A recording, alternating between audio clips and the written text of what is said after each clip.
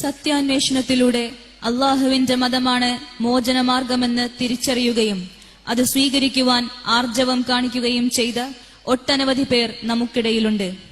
അവരുടെ അനുഭവങ്ങൾ സത്യവിശ്വാസത്തിന്റെ ഉജ്ജ്വലതയെക്കുറിച്ച് നമ്മെ ബോധ്യപ്പെടുത്തുകയും ഇസ്ലാമിക പ്രബോധനത്തിന്റെ അനിവാര്യത വ്യക്തമാക്കുകയും ചെയ്യും. ഇസ്ലാം ഷഹാദത്തിന്റെ പെണ്ണനുഭവങ്ങളിൽ നിന്ന് ആയിഷ സോണിയ. അസ്സലാമു അലൈക്കും. ബിസ്മില്ലാ, അൽഹംദുലില്ലാ, വസ്സലാമു വസ്സലാത്തു അലാ റസൂലില്ലാ. അമ്മാ ബഅദ്. I'm a little nervous looking at such a big audience, but I must make use of this opportunity. So here we go. I'm Aisha.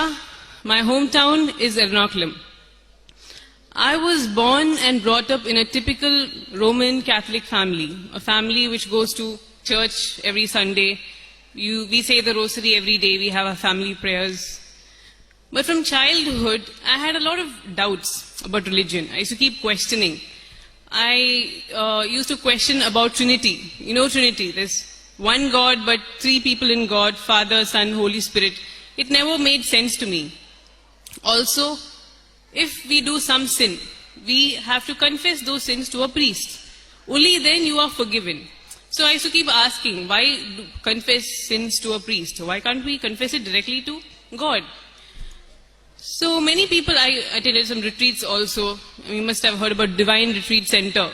It's very famous. So I used to keep asking these doubts. But nobody really gave me any convincing answer. So for some time I left it. Then I grew up. Finally I entered college. I did engineering. And college life is a time when you're the prime of youth. You think the whole world is under your feet. Everything is for you. And during that time, I again started questioning. Finally, I ended up concluding that there is no God. The concept of God is not there. It's just the concept of God was just a creation of man. There is no God at all. Basically, I became an atheist. Now, being an atheist is actually not a very nice feeling. As in, you feel very empty inside. Your soul becomes empty. What do you say? Your soul becomes very restless. So finally, I again started believing in God. But I went back to the only religion, to the same religion I was born into. That is Christianity. Roman Catholic Christianity. And the reason is because I thought that Christianity was the best religion. According to me, it was the best religion. It was a very cool religion. As in Christianity, you can do whatever you want. You can wear whatever clothes you want. You can wear revealing clothes. You can go for fashion shows, and I used to do that before. And you can listen to music, rock music, different kinds of music. You can be a social drinker. For Christians, alcohol is very popular. See, it's not. See, my father drinks. It's not like he's a drunkard or something. He drinks one glass once in a while. And he gives me also, he lets me sip from his glass. And all these things all these things you can do without any guilt feeling. You can do all this without thinking it's wrong. All this is right. In Christianity, everything is right. You can do whatever you want. Nobody will tell you, don't do this, don't do that, don't wear this, don't go there. It's complete freedom. So it's basically a cool religion. That's why I returned back to Christianity. And then Hinduism. Hinduism, it didn't appeal to me much because of its many gods. And Islam. What do you think I thought of Islam? Islam. No way. No way. Islam, according to me, my family, people in my area, was a religion of terrorists, women oppressors, wife beaters, people who marry many wives, violent people. And I grew up in Bahrain, so there are a lot of Shias. And on Muharram first, on the day 10th, we see them beating their backs with whips, oozing blood out of their backs, out of their bodies. So because of all this, Islam had a very negative image in my mind. Even in my family, they think that Islam, the Muslims are very unclean. For example, our first floor, we wanted to give it on rent. So two families came. One was a Muslim family. they came with their full advance. Then another family came, a Hindu Brahmin family. They couldn't really afford it. They couldn't afford the rent. But my parents reduced the rate and gave them. Because they said Muslims are very unclean people. I don't know where this concept came from in their minds, but that's what they think. And so this is what I thought about Islam. Very, very, very negative. And then finally I graduated. I started doing my MBA in Bangalore. I studied in Christ College. Around that time, I heard something positive about Islam from friends. And so I became very interested. I wanted to prove Islam wrong. And I thought that was very simple. Islam is obviously wrong. It's very easy to prove it wrong. So I thought it was a very easy task. Then I took up the task. I started studying about Islam and Christianity. And both the religions surprised me. Both the religions. At first, I didn't know anything about Islam. And when I started studying about Islam, it surprised me. And neither did I know anything about Christianity. And I thought I knew, but when I started studying, I realized I didn't know. And that also surprised me a lot. Like so many things. For example, one example is the Bible. There are so many versions of the Bible. So many versions. And it has been edited again and again and again and again. The Bible we have in our hand today is actually a copy of a copy of a copy of a copy of the original. And nobody even knows where the original is. And Alhamdulillah, we know the Quran has never changed from the time it was revealed till today. You take a copy of it's very easy to prove it. If somebody asks you, how do you prove it? What do? Tell them to take a Quran from Egypt, from Greenland, from Africa, from China, from any part of the world, 1,000 years back, 500 years back. It'll all be the same. Every letter, ditto, no change. Nothing has changed. So, like this, many things surprised me. And I didn't want to accept Islam because I was really scared. What will my mother say? What will my father say? What will my friends say? I used to have heated debates with my friends in college and all. So they used to tell me, why are you thinking about God? There's only one life. Enjoy it. Forget about God. This is just one life you have. Enjoy it. And that is how it was.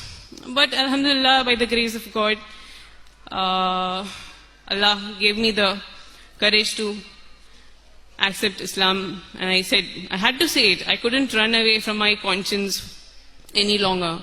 I said, Ashhadu an la ilaha illallah wa ashhadu anna Muhammad Rasulullah. So the truth will reach everybody in some way or the other. But why most people don't accept it is because of one reason, main factor for all this is society. Even for the Muslims of today, to follow the right thing, it's very difficult. Why? We think about society. We think about what mother will think, father will think, society will think, what our neighbors will say. That lady will say this lady will say that. This is what everybody is worried about. We wear nice clothes to impress the society. We build big houses to impress the society. Everybody is bothered about society. So if I was bothered about society and what my mother would think, what my father would think, and what my grandparents would think, I would have never accepted Islam. So my advice to all of you is never ever think about what other people think. Only think about what Allah thinks of you. Allah comes first. Only then comes everybody else. For example, if you take a decision, inshallah, to wear the hijab, for those who don't wear it, if you take that decision and your mother tells you, why are you being extreme? Your father tells you, don't do that, it's not required. Or your husband tells you, no, it's not required, I don't want you to wear hijab. You have no authority to listen to him. You cannot listen to them. The first person is Allah. He has told you to wear it, so you have to wear it. Don't think about what other people will think. And all of us will be tested. Why are we on this earth? Only to be tested. This is our first life, the short life, which will decide where we will go in the Akhirah, Jannah or Jahannam. So in this short life, we have to abide by the commands of Allah and not think about what other people think of you. This whole life is a test. I was also tested a lot. It is not very easy to change your religion. It was very difficult at home. I had to break my mother's heart, my father's heart, all their expectations. My dad, he loved me a lot. My mother, she loved me a lot. I broke their heart. But what matters most is Allah. And so I was tested. Even now I'm tested. All of us, each one of you will be tested. I will be tested till our death. I'll tell you a small story, just to put it short. We were waiting outside the doctor's office, that is, me and my husband. We were waiting there and he called us in. So we went in. I'm sitting in the office in front of the doctor and he said, we tried our best, but your son has passed away. And my 7.5-month-old baby. And if I was a Christian, I would never have been able to come out of it. As in, if I was a Christian, I would never have come out of it. Now since I'm a Muslim, Alhamdulillah, what does Allah tell us to say? Alhamdulillah. And all this, I was thinking of my father when he lost me, when that was how it is for him. When I became a Christian, he lost me. So he loved me a lot and he's still not come out of it. He's not able to because he lived his life for me. They don't live their life for God. They live their life for their children, for their family, for the society, for their wealth. This is what they live for. But since Allah teaches us to live our life for Him, I could come out of it. I could say Alhamdulillah from my heart. Alhamdulillah, I have a son in Jannah. So this is what I have to say to you. It is not just when you are happy that you say Alhamdulillah.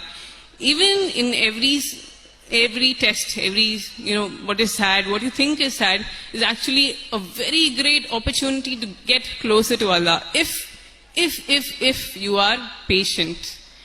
So always say Alhamdulillah. Jazakallah khair.